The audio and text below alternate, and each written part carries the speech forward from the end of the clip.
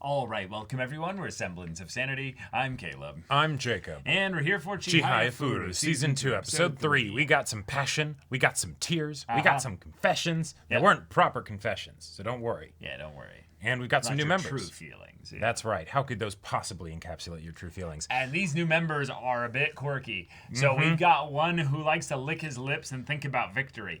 You know what? I can work with that. Yeah, I can work with that. I got a competitive bit in me as well. Yep, but like, crush you know, them maybe like hide that a little mercilessly. bit. Like that's a little bit Right, you know, because if you a hide bit it, gross. then they'll be able to be surprised by it, and then they won't see it coming, you know? What? Yeah. The cutthroat competitive side? Not the licking the lips. In Karuta? Well, okay, yeah, no, that doesn't. Yeah. That's not gonna.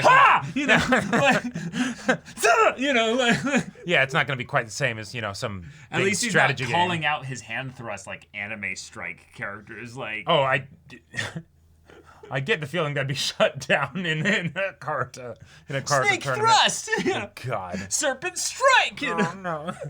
You just actively pick the person up and throw them out.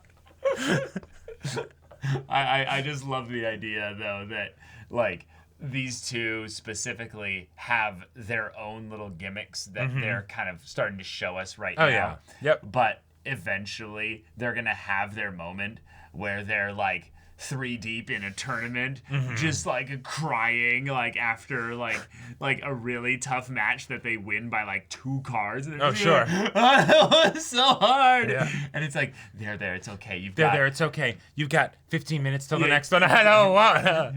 Go in the closet now. That's our spot. That's our crying closet. Cry it out. Yeah. Yeah, exactly. But yeah, y'all. Without further ado, let's get into this. These two. Arata. Dang. Second place though. Okay. It's not enough. Nothing more frustrating one than guy in the second background place. just being like, おめでとう。最後は惜しかったが、名人戦予選の目玉になるんじゃないか。秋に向けてしっかり調整を。いいえ、吉岡先生。 no. 僕の目の前の本命は。Yeah. Aha. I got some people I need to meet there. Exactly. またこの季節がやってくる。6月。全国高等学校カルタ選手権大会東京都予選。 Okay. We're already ready for tournament arc. Yep. Oh yeah, there are brackets in the OP and everything. Yeah. Okay. Kana and Tsutomu are gonna be like, all right, so here's what you're in for. You're not ready, but we're throwing you in the deep end. Yeah. We did the same thing last year. It's rough, but yeah, it's just rough. Are you ready to get filtered? Yeah. First time, you know. Right. Okay. Let's take these clothes off and put you in a proper. Well,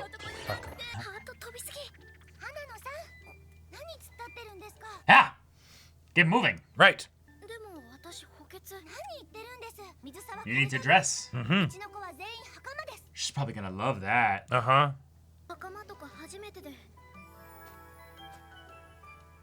She's like, whoa, I look so pretty. Yeah.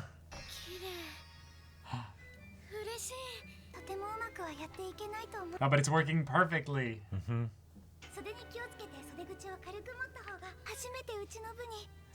And finally! Fantastic. Oh, no. Oh, Oh, my gosh. Oh, my gosh. the brothers. That's funny. Oh, my gosh. Wow.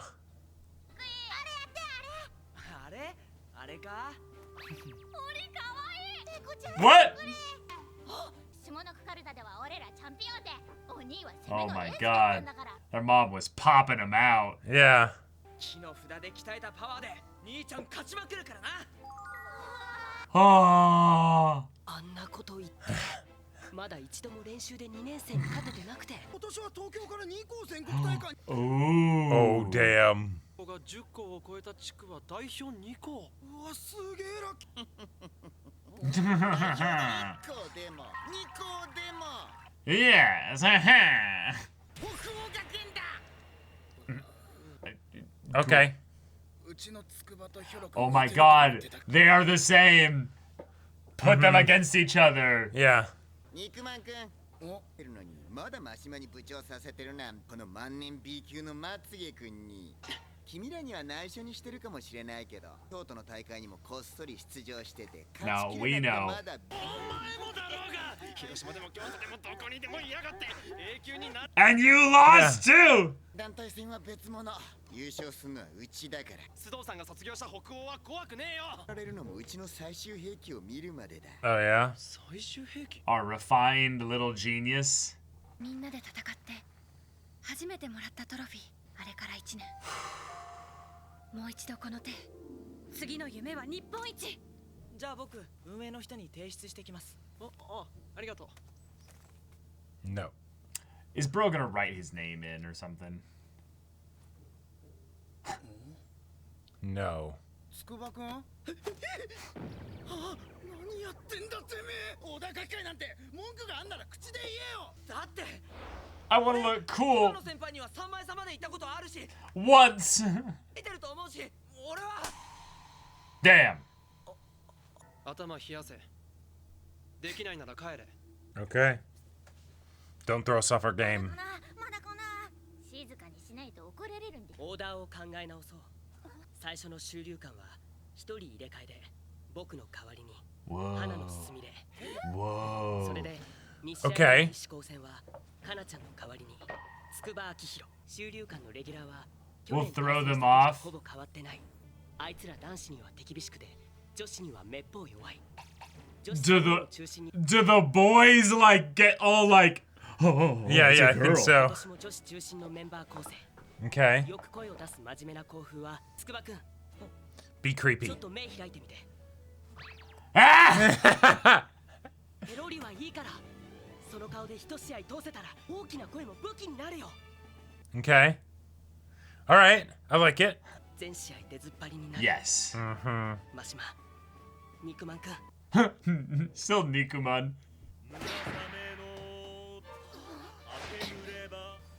Destroying her opposition. Yeah.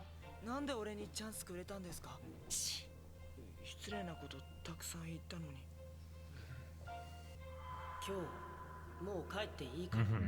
こうして全国大会に出るための数合わせなんだよ。みんなごめん。 Yeah. 俺もあるから。 Yep. チャンスもらったこと焦らなくても筑波くんはすぐ強くなる才能もある。大丈夫だ。 Oh, those eyes can cry. Yeah. かっこいい。 Yep. 私は見学でいいのに。どこだっけ。あった。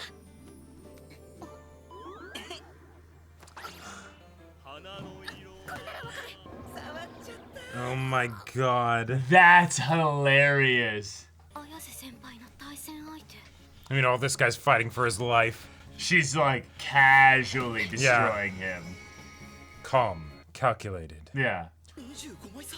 She Full shutout. just rinsed him. 手になんか触らせない。女子だから。 Not even touch her hand. 覚えろ。 Yeah.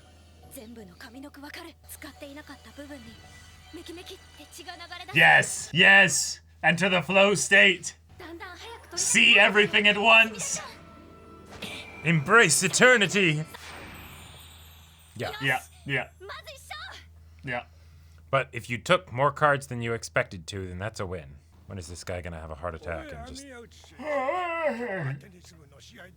我が校のテニス部は今日も早く勝ってくれたので She looks so excited. Yeah. もちろん見てくださいこの20枚の入部と Fantastic. Wow. Ah. Aw, he is like, you know, looking out for her. Yeah. 時間をあげてください Yeah. あの子は考えてないようで She does actually think. Her brain does use, oxygen to move the blood to, Exactly. Synapse does occur. 大丈夫大丈夫 Oh. 弟たちが見てるんだ Aha. They're like, come on, bro, you got this. 一枚選手 Open the eyes! Open the eyes! 今行くよ You'll distract everyone in the whole team. Are they also feeding him to their captain, basically? Probably trying to, at least. Who knows if they were able to guess it right, but... Not even close. 下の句として反応しちゃうくせ筑波の対戦相手は西高キャプテン Oh, perfect. 唯一の A 級選手だ That was fantastic then. A 級同士が星を潰し合わなくてよかった But- 筑波はきつい Yeah, that's Yeah, rough. he is fed to the wolves. Mm-hmm. 出たかった試合なのに And this is the match that his brothers are gonna see. 自信が Open your eyes, big bro. カルタだけだったのに You can do it. ラッキーだね筑波くん真剣勝負の場で A 級の人と当たる Right. 階級別になれば上級者とは Sure. Do it. 違うあいつ単に羨ましかった Ah! 何がラッキーなもんか Yep. 勝ちたいよこれ以上自信なくすのなんかやだよやっぱりダメだ惜しい Oh. 人 A 級 Oh, yeah. You almost took a card.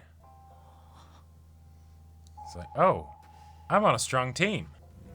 俺に来たお兄助けてカルタカルタまたお前ら弱い者いじめされてたのか兄が来たから大丈夫だぞ Yeah, you were the big bro in the little pond. 大丈夫だ大丈夫 Now you've got 3 older siblings. その顔で人を Yes. 起こせたら大きな声も武器になるよ誰だここからだ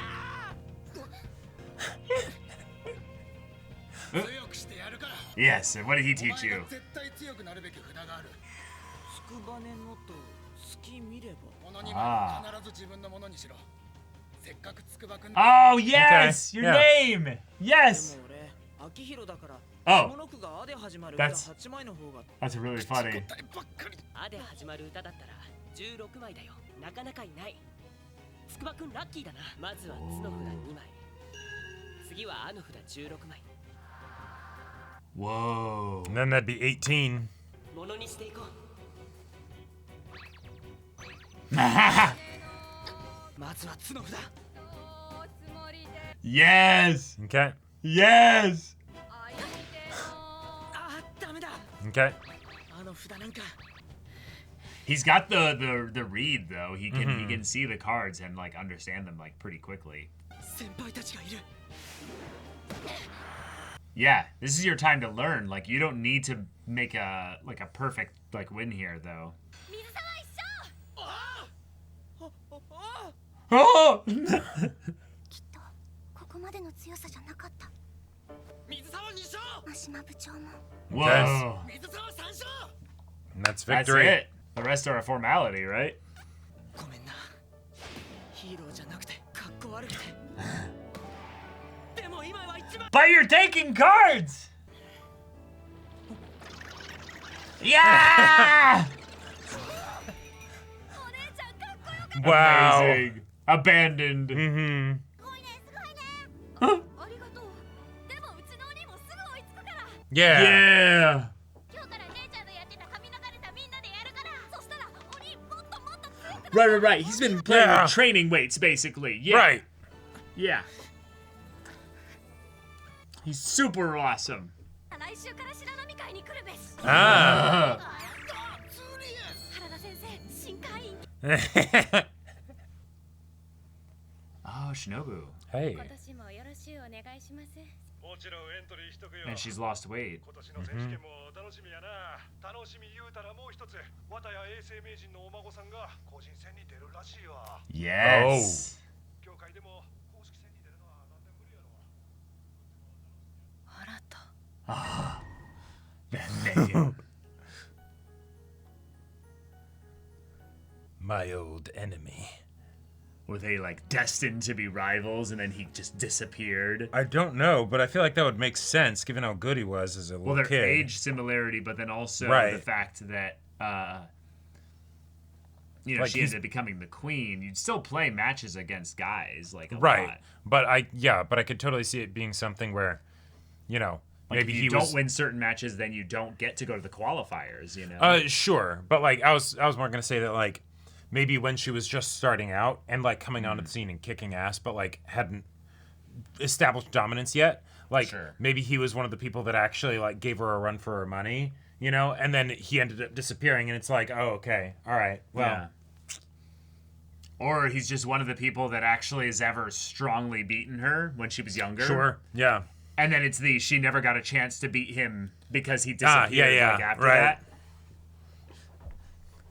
Yeah, I've had times where in league stuff where you'll see a player, and because you're on a team with my sport and stuff, you won't really be beaten by them individually. yeah, But you'll be able to match up against them on defense, and it's fun to basically smother them to oh where, yeah, to where they don't get to do as much. right. And then it feels Roll like to you're kind roll, of I did better. yeah, exactly. Right. Okay, we had some time to focus on Tsukuba, aka Akihiro. Yep. Okay, cool name. And but the frustration of being like, okay, you know, being in Tsutomu's situation from the previous season, previous year, but then it's not just that. All three of your little brothers that look up to you so much are here to see you play, and you weren't even originally going to be playing. You were going to be a bench warmer the entire time. That's rough. But they ended up putting you in, and hey, good job. You face tanked the team's strongest player. Right, and by making them have to actually kind of be focused a little bit more on you, that made their, you know, vocal buffs to their other players, you know, A bit reduced, yeah. do less effective stuff there. Exactly. And so then wonderful. your three strongest players were able to just claim the floor with their next three players. Awesome. Right. I feel like the team tournament stuff does end up being a little bit of the luck of the draw with regards to the way that you line up. Yep. But because it's just 3 out of 5, in a lot of ways, it's better for their development that you give them some practice against strong players so that they know, Yep.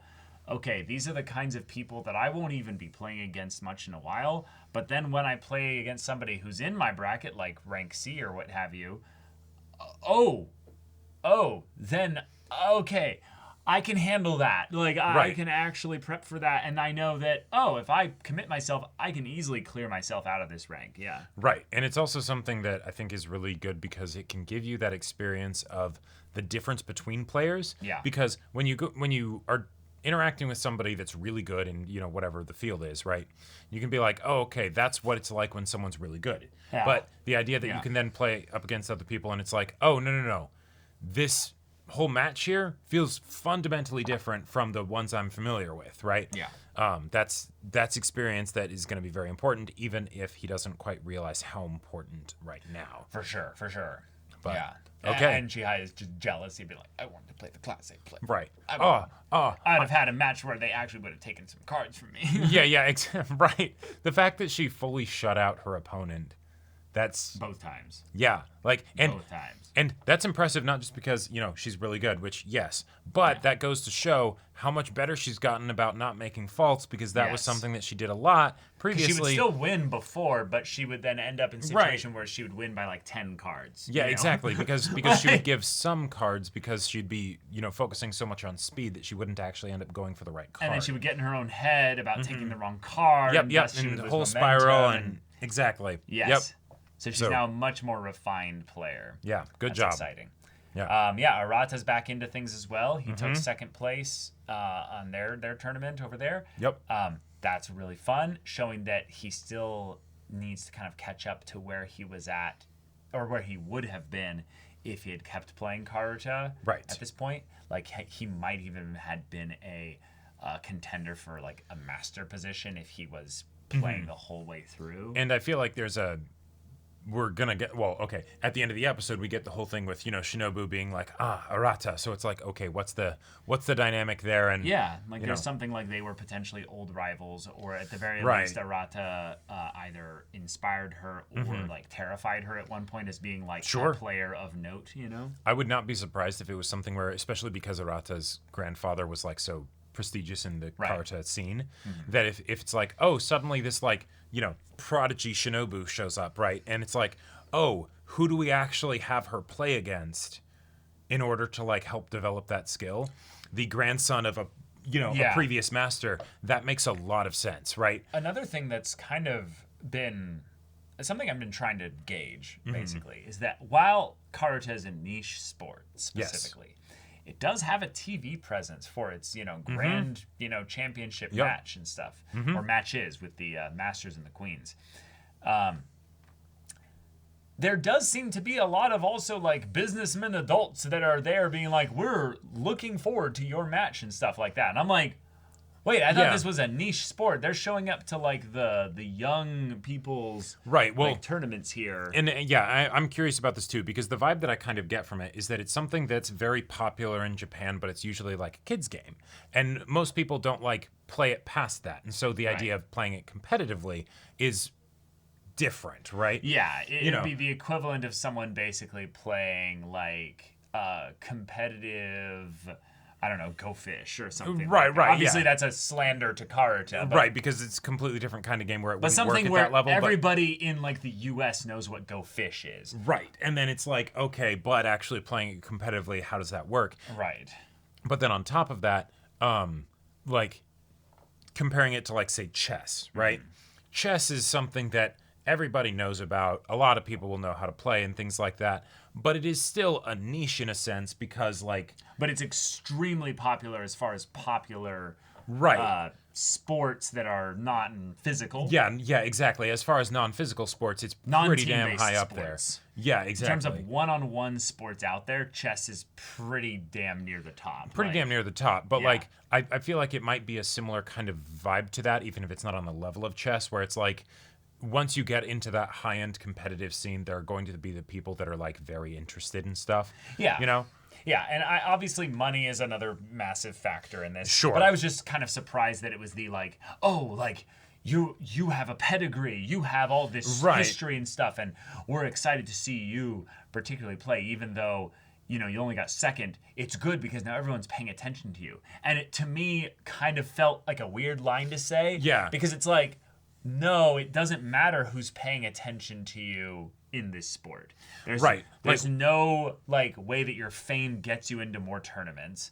Like there's no way that it's just how you get more skill. What I could see it maybe being, because there's one element of that whole little bit there where it's the creator is having the background characters build up the importance of this tournament that Arata just got second in, right? Yes. It's the, oh, wow, he's so strong, that kind of thing, right? Yeah. Which, nothing wrong with that. But where I could see it being something where it is actually mechanically helpful is that it's the, okay, if you make a bit of a name for yourself or a reputation or whatever, then maybe you get like sponsorships or something like that. Like it can get easier to get to the point. I don't know how sponsorships would even work, but like something where you get to the point where someone is basically paying for you to play and giving you money for it rather than just prize money or something. That's what the societies are basically. It's basically saying if you win for your society as well, and thus that gives them the opportunity to then get more players because people are like, oh, cool, you're training with them. Therefore, I want to go play with them as well. Right. And you get people, more numbers means more just general everything. You get, some rich family that's wanting to like teach their kid and they pay you to coach them or something like that, right? Then that helps you basically make a living off of this game, even though you wouldn't normally make a living off of the game. And then that helps you basically be able to devote more time to it because then, you don't need to worry about an income or anything like that. Sure. I totally see that in a lot of ways. This is still a hobby. This isn't about money and what have you. But it was one of those lines that was so throwaway it also felt so potentially lazy of a throwaway line because it might be like a massive world building Right, line. it might be very impactful, even though it doesn't really matter in the doesn't- context of the episode. And it doesn't really feel like it matters in the context of the episode. So Yeah. I was just curious if that was something that I was missing there, or Yeah. if there's something to it. Well, something that I would love to see is if we get more perspective from Shinobu, then maybe that could give us a view into what it's like to actually be at that top level of level, Karuta, right. where then, like, what does that actually mean? Not just you get the respect or whatever. What does but, Karuta notoriety and fame yeah, mean? exactly. Like, you get the $10,000, Hakama or whatever for the queen match, right? But on your day to day, right? Right. Like, what is your life like? And that's something that I would be interested in seeing. Because I know people that go around and they just clear local poker tournaments. Like they just go and they live off of winnings from poker tournaments. Gotcha. And they are almost good enough to where they can't go to just every poker tournament. Okay. Yeah. Like it's the kind of thing where it's you're at a level now where basically you would be turned away. Right, If that you almost- tried to apply here. That almost feels like the people who aren't with a company or anything, but just make a personal living off of day trading. Well, I mean, or it's- something it's- where it's- like I'd say it's completely different because Okay. the reason why basically is that with a game, with a sport, Mm-hmm. you have a deterministic way of winning. Basically, you can mathematically just be better. The market is that's Sure, yeah. computers can't even figure that out. So this is more of if you went around playing Karuta tournaments and there was actual rewards for just playing as many tournaments as possible, which we have noted is an actual thing in some ways, because Taichi goes around to do as many tournaments as possible so that he can get more chances to potentially get into Class A. right, because he That- needs to win. Right. Yeah. That means that in some ways, Arata, being someone who's not as financially fortunate, needs basically Yes. more tournaments. Sure. But I don't understand how notoriety in Karuta would give you more tournaments. Yeah, that's the part where Right. I'm. Unless you got some person who's some wealthy beneficiary that's a fan, and they're just like, hey, I want to see you succeed.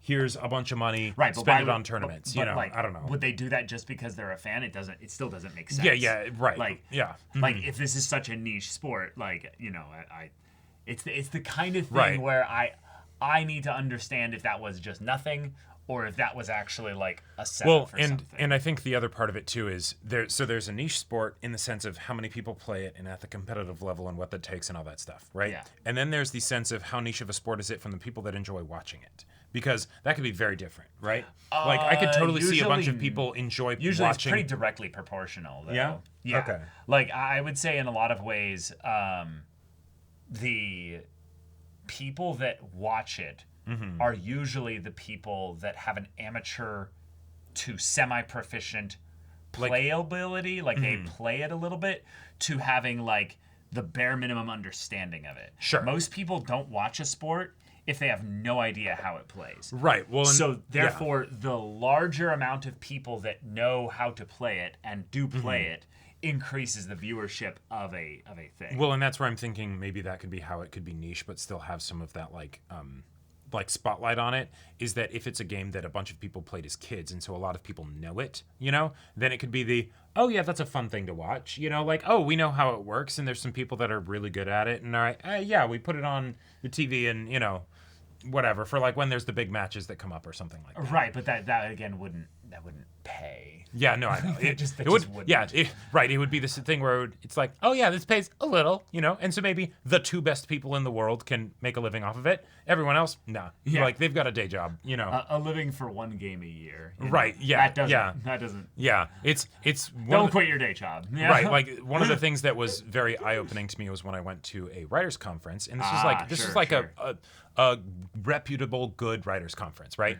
And I realized how most of the people that were actually panelists, they were part-timers. Oh yeah. They did not write full-time, No. because it did not pay well enough for that, right? Nope. But so they had their day job, and then they wrote on the side, and it was oh, shit. that's both sobering, but then also, you know, potentially encouraging. It's like, oh, hey. It's encouraging in that, yeah, like, you don't have to make a career out of your passion in order to be proficient or Right. even recognized an and expert in your passion Yep. specifically. Yep. But yeah, also maybe it's just also the honor of just being recognized and being like, hey, like, Yeah, we're like- going to be encouraging you. We're going to be rooting for you. We're Right. excited for you. Yeah, it could be people that are like, oh, we did competitive Karuta up through college, and then we're like, yeah, now we have to go into the workforce and all that stuff, but we still like to keep a finger on the pulse, and so that's why they're in suits or whatever, but it's not actually because there's like directly money in Karuta or something, you know? Right, yeah. But yeah. Good job, Tsukaba. Or Akihiro, you did a really good job just leaning in, even though you had a little bit of your ego coming into this. Yes. Everyone kind of snapped you out of it, which you were humble in that you didn't fight back Yes. after they responded in that way, because they were doing a really good job of protecting their teammates. But the idea that Tsutomu stepped up and was the leader here in a really cool, humble way as well, Yes. I feel like just shows his character development as well. So Also, I really appreciate that Nishida caught him when he was going to like sign the name in, because no, let's not have that melodrama. Yes, he gets to play, but it's because of a character decision that is like, you know, it's cool so, rather than narrative bullshit, and now that drums up tension for them in the tournament It's or so something. annoying when the way that anime does foreshadowing is character does something sneaky, but you don't see them exactly do it. Right. Other character looks at them to go, they might be doing something sneaky. And then Cuts they don't immediately, because we Yeah, can't yeah. write any kind of actual like Right. competence into the person Yeah, noticing yeah. it, and thus then the character noticing it feels extremely stupid because yep, they didn't yep. do anything about it, Uh-huh. or maybe they did, but it was off screen. Who knows? Right. Yeah, exactly. Oh my god, it pisses Yep. me off so much. So the Right. fact that yes, that he stepped in and was like, "Hey,